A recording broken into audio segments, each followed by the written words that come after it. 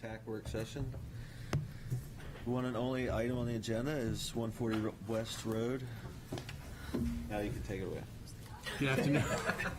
Good afternoon. Thank you for meeting with us this afternoon. I'm John Boson, represent the applicant, along with Alex Ross, Richard Deschardins, and Mark Gini from Kennedy Architects. We're talking about the property located at 140 West Road, which is the former Blitz Trampoline Air Park, which sits in the industrial zone. The proposed use of the property will be a membership-only indoor recreation facility that is going to feature such things such as golf simulators, racing car simulators, axe throwing, arcade games. There will be pool tables, there'll be a gym area, there'll be a lounge area, and there'll be approximately a little over 3,000 square feet of office space. The applicant did recently go before the zoning board and did receive a variance to allow indoor recreational uses which are not otherwise permitted in the industrial zone. So I think with that background, I'd like to turn it over to Mark just to walk us through the interior of the building, and then Alex is going to walk us through the exterior building, and we'll answer any questions you may have. Thank you. Yeah, if you don't mind jumping down, it's quite a few pages in. Yeah, that's good. All right. So just to give you a brief overview of the building and kind of the interior spaces, for the most part, we're really not making too many modifications to the building except for the two stair towers that we're adding on the left and the back side of the building. Those are to facilitate egress from the second floor, which is basically an infill into the existing building. Currently, it's a single story with very high ceilings that vary from like 27 to 30 feet or so. On the first ground floor, which is the bottom plan on this page, many of the spaces on the right side are existing, including the bathrooms, offices, the vestibule that's there. The kitchen area that's identified there is primarily existing with some modifications or grouping of some spaces to create that volume where all the equipment will go. From there, we've got a fairly large U-shaped bar that greets you as you come in. Behind that, we've got some of the arcade games and table games, which John had mentioned. So pool tables, we're going to have various arcade games like you would have in an arcade. Moving on from there, one of the larger features we have is a main lounge right in the center of the first floor. This is going to be kind of a flexible space that can be used for tables and chairs, as well as maybe events. During the ZBA we had mentioned there might be some opportunity for nonprofits to use the space, the nonprofits that the owner is associated with, so that they could have fundraising events without having a lot of overhead. So that would be some of the uses for the main lounge. Off of that, we have a lot of the golf simulators. We got 6 in a row. These are all manufactured by Topgolf and come prepackaged, built that slip into a space of walls that will be constructed for all their equipment, and then you have like loungy seating that's associated with each one. Moving down, there's a couple areas where we have race car and flying simulators that will be part of the games. There's 2 laser shots. Those are basically indoor shooting ranges that use, don't use real guns or ammunition. So that, again, it goes along with the games. And then across from that is the axe throwing that John mentioned earlier. So there we have 6 axe throwing lanes. We've been talking to a company called Lasertron, which is out of Western New York. They manufacture the system, which includes basically kind of a metal mesh wall system so that you can see through them, but provides protection from anyone who's watching, as well as the participant. So they have a lane with basically a solid wood wall at the end that doesn't have any actual targets on it. The system that they use, they use projectors to actually project the target onto the wall, and the targets change depending on the game. So it can be tic-tac-toe, it can just be, a bullseye. So, and then that has seating that's associated with it. like I mentioned before, the second floor is an infill of the existing space. So some of these same uses are replicated on the second floor at a smaller scale. We also have corporate offices that will be used for the club itself, as well as an area we've identified as member offices, so that members that are using the building could have meetings, or if they need an office space, short-term use. And then the left side of the second floor is office build-out that we haven't really identified yet, a tenant or anything, but potentially leasable space for the owner, as well as some support spaces along there.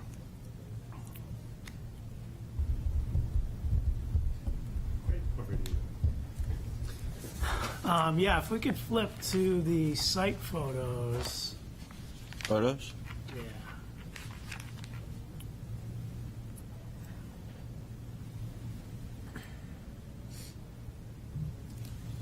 I think there's one page before that.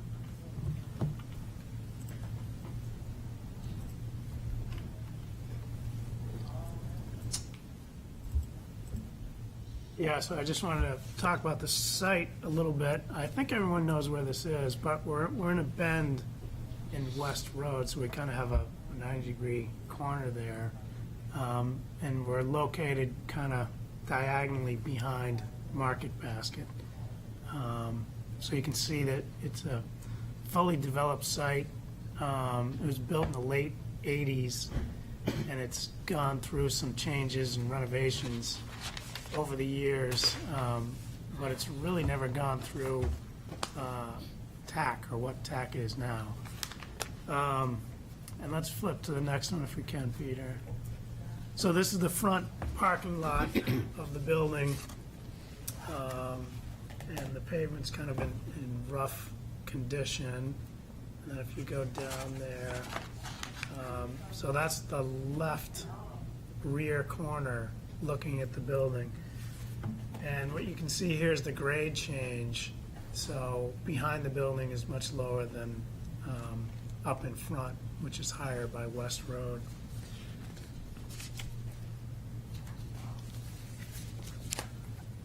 And this right here is a shot along the rear. You can see the rear of the building on the left. There are HVAC units tucked up against the back of the building. There's a lot of pavement there, some small areas of gravel, and kind of minimal, if any, landscaping. If we can go to the next one. So that's the right side of the building. The parking, or the parking area lane, goes all the way around the building.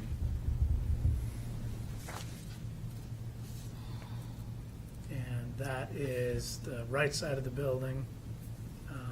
Again, you can see the condition of the pavement there. Now, this is the back right corner. There's really no designated location for the dumpsters or a fenced-in area or anything. Just behind those dumpsters is kind of a neglected stormwater pond. And that's a picture of that pond. It really hasn't been maintained at all, so it's not operating correctly.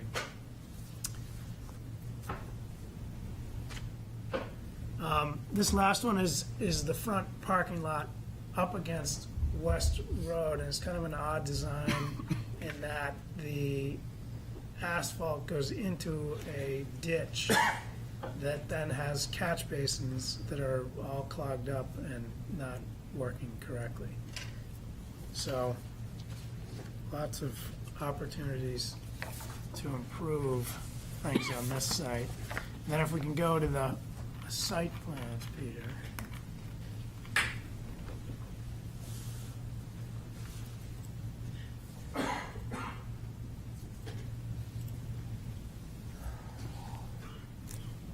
So this is existing conditions. You can see the only landscaping we have is along the rear property line. And you can also see that we're higher in elevation along West Road, and then it drops down in elevation to that back right corner. About 100 feet to the north of the back right corner, there are wetlands. So we did map those out, and we showed the setback from the wetlands.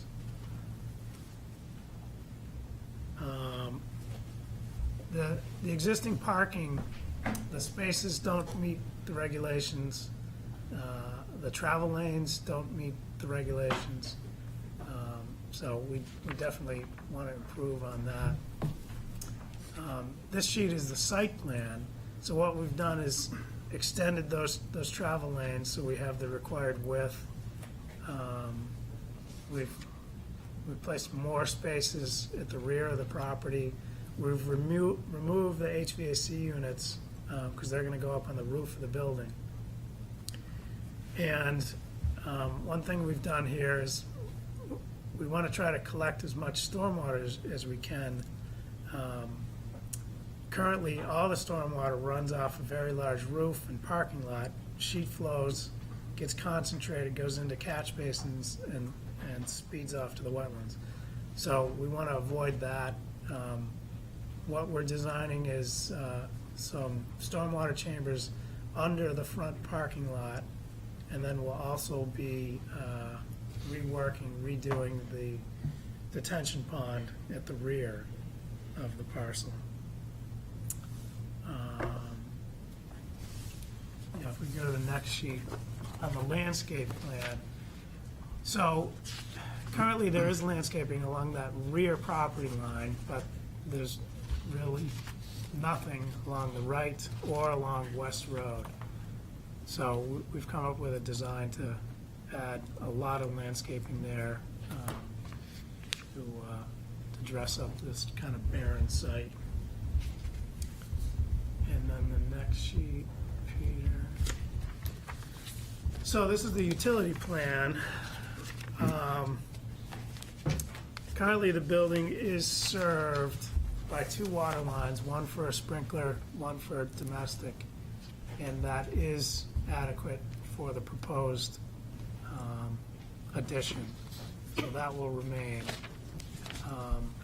There is a sewer line that connects about to the middle of the building. That will remain. Because of the use inside, we will be adding a 1,000-gallon grease separator. So that's shown over in the right side of the parking lot. The electrical service comes underground and again hits about the middle of the building. And we will be adding a transformer up to the western corner by that exit way. And then also, we've proposed a generator next to the left rear corner of the building. There is a gas line that comes off of West Road and goes back to the left rear corner. That's a 1.25 inch line, so we're looking into that to see if that line may need to get larger.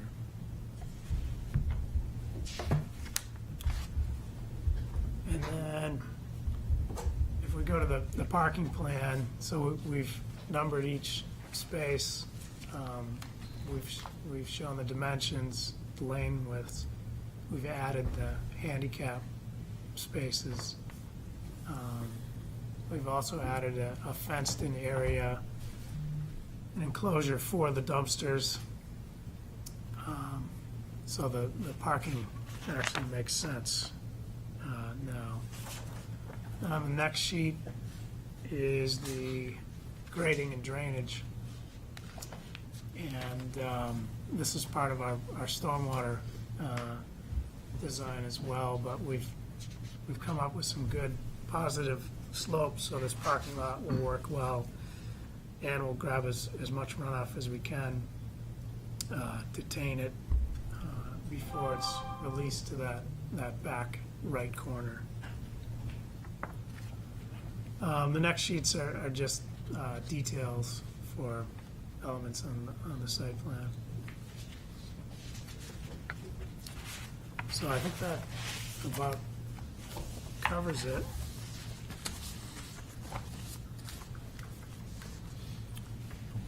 All right, we'll open it. Comments?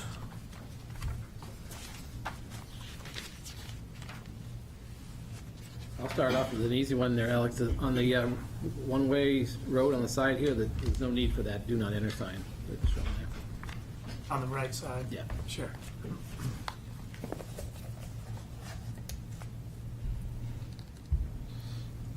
Alex, you said that you put the wetlands on the plan. Did you have a wetland scientist delineate the wetlands? We did. Okay. Yeah, we worked with Mark Jacobs.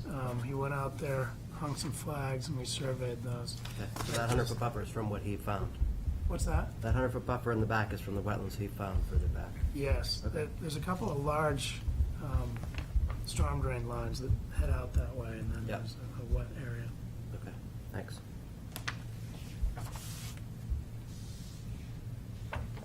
That existing stormwater pond is going to need to be redesigned as a rain garden for, Of appropriate size. of appropriate size. Right. So currently, that's just kind of a puddle. Yeah. Um, You know, Which is why it should be redesigned. And, yeah, that'll be completely redone. Yeah. It's kind of odd because the know. depth of the pond is much deeper than the pipe that outlets the pond. It's a 4-inch pipe, so I think over the years, somebody redid it, or maybe it was never done correctly, but, yeah, that will definitely be all redesigned. Then the stormwater collection in the front Yes. will require treatment on that stormwater before it reaches the drain line on the east side of the property. Yeah, so those chambers out front, what that collection will be is the roof runoff. yeah, So, okay. It doesn't change the fact that you need treatment for the stormwater in the front. yes, So we're not gonna tell you how to do that. but- I understand. But you need to do it. Yeah.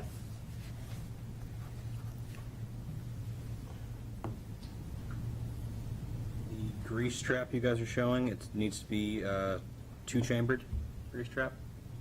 Okay, The internal plumbing, I believe the inlet needs to be 18 inches off the bottom. And then the baffle between the two, the plumbing would need to be a foot there. So I've got a detail I can, great. Yeah, I think we sized that, and we're looking at a Shea grease trap. But yeah, if you can send me the details, we'll make sure that's on. We're gonna need the sewer lateral that's existing video to make sure it's suitable for reuse.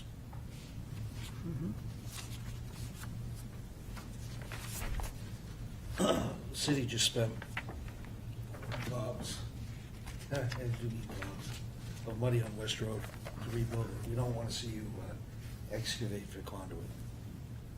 So, I think we're gonna suggest that you put a pole on your side, and a new drop on your side, so that we don't have to worry about cutting the ultra expensive pavement.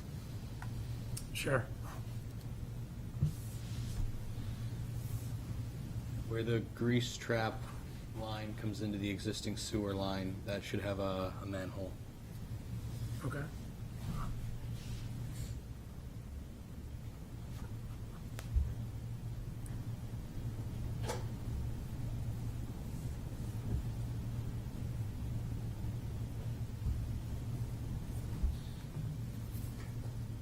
I got a few. So we looked through the site plan review regulations, and there's some sections that we added for MS4 related, stormwater related things, and we went through and just looked at, this plan and what you could do to follow that. They're not all shall do, but they're things for you to look at. And so in section 4.3, the off-street parking design and layout, if you could just take a look at these sections and see if you can add some of these features to their plan. In this one, we're recommending looking at permeable pervious materials to construct the patio stairs and sidewalk area. In section 6.11, it's the irrigation section, talks about different types of more sustainable irrigation methods. If you could come up with a landscape plan that addresses those, that would be great.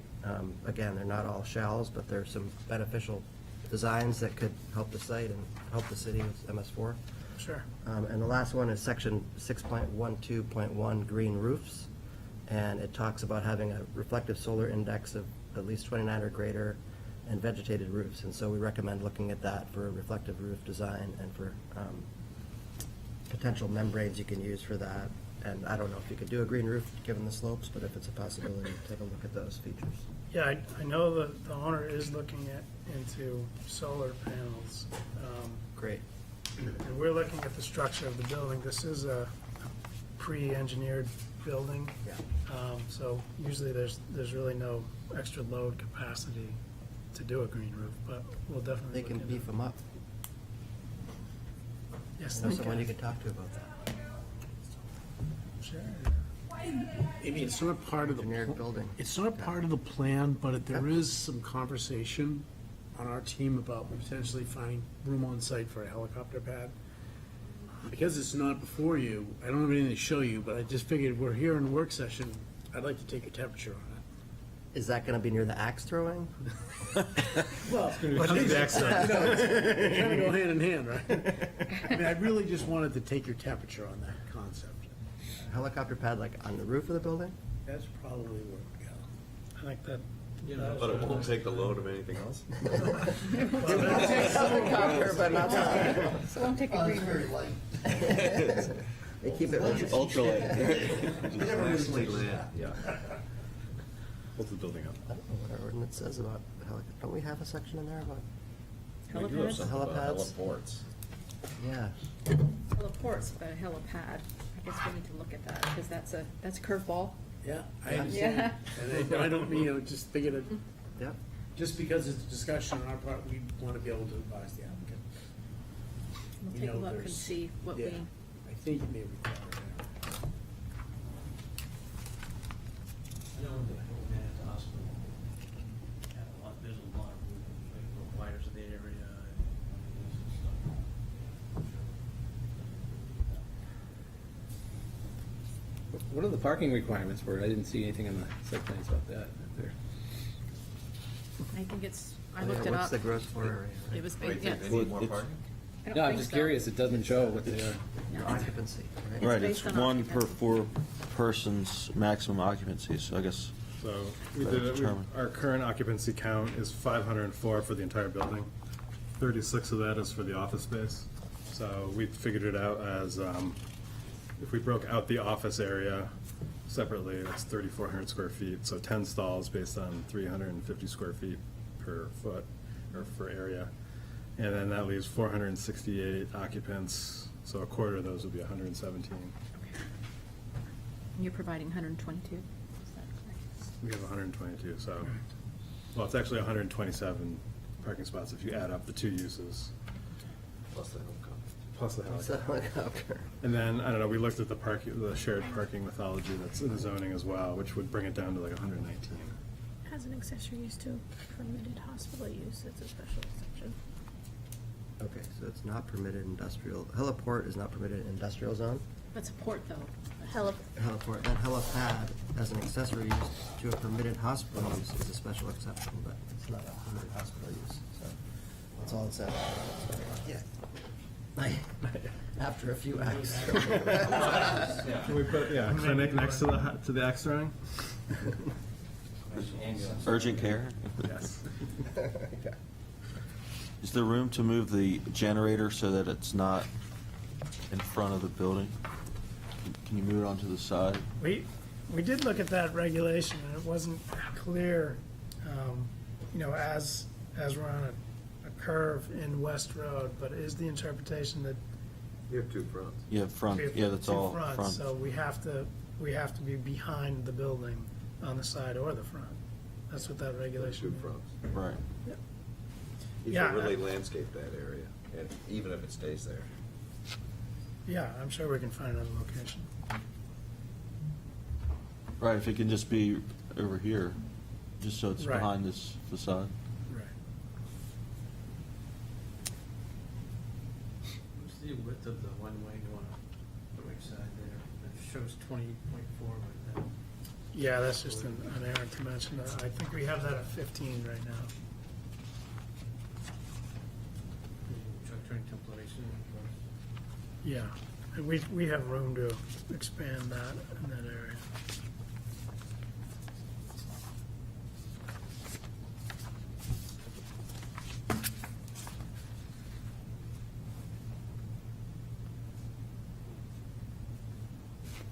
Can you provide a trip generation memorandum? Say how much you expect this to generate peak hours or daily?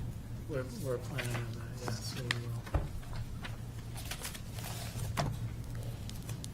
So you're gonna use the existing conditions when you do your stormwater modeling, you get a 4-inch outfall pipe that doesn't burn, and all the catch basins are clogged, so really there's almost no runoff that comes off the site now. Right. It's That's what you contained. gotta model to. It's all contained. Yeah, And it creates some sort of staged discharge that's reasonable, yeah. so you're detaining some water on site, as opposed to the shenanigans, current shenanigans. Yeah, I don't know what, the cash basins out front are covered in, 3-inch stone, so I'm not sure what they were trying to accomplish there, but.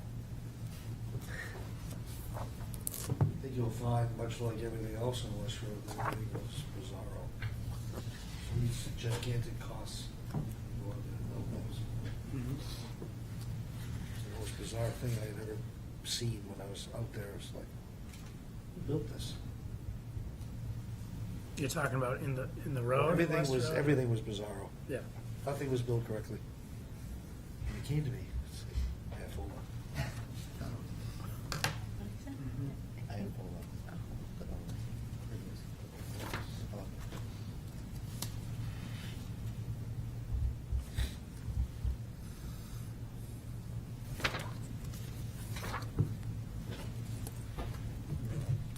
More of the landscape, either non-combustible or just.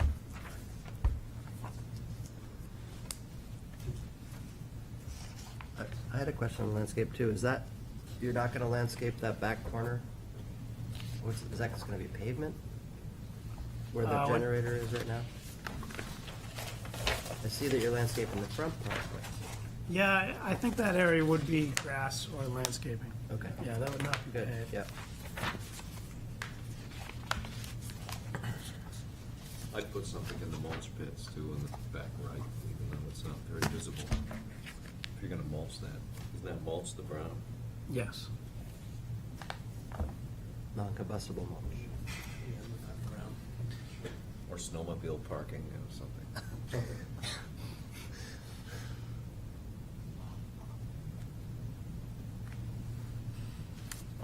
And Phil, the landscaping at the driveway just needs to be sure it's something low, that doesn't grow up and block sight lines coming out of the driveway.